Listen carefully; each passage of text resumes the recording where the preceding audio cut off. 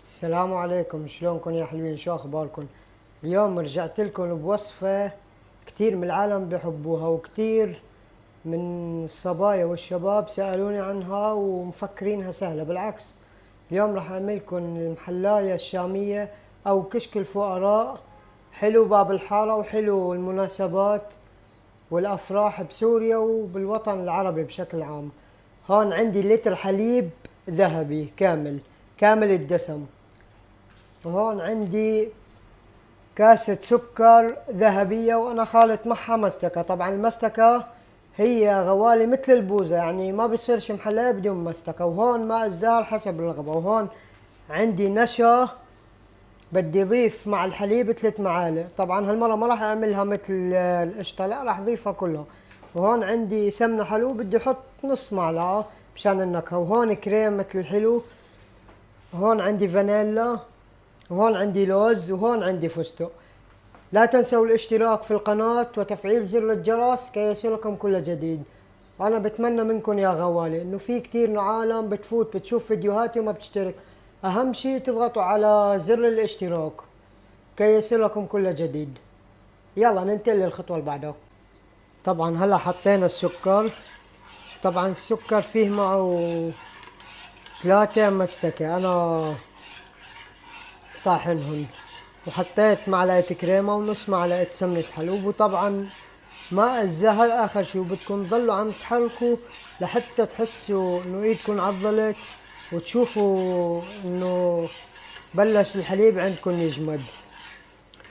طبعا المحلاية غوالي الها 2، يعني فيكم تحطوا ماء الزهر بيجي في المرحلة انه بس تخلصوها، يعني بس تطفوا عليها قبل ما تحطوها بالصحون. والمرحلة اللي قبلها بتحطوا كريمة معها. وبتضلوا عم تحركوا لحتى تحسوها صارت مثل بوزة بغداد الشام لما تعملوها، او مثل القشطة العادية، او مثل السحلب.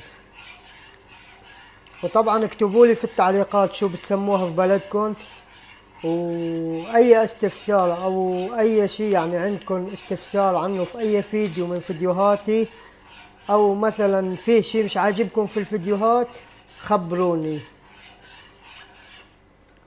طبعا هلا ما راح طول عليكم، برجع لكم. طبعا هي لما قبل ما تفور بشوي بتطفوا النار عليها، لانه لا تخلوها تغلي كتير، اذا غليت بتتحول لقشطة.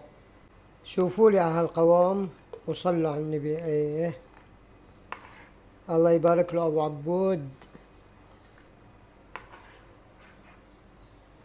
ما شاء الله. تقول كريمة او القشطة العربية او بوزة بغداد الشام.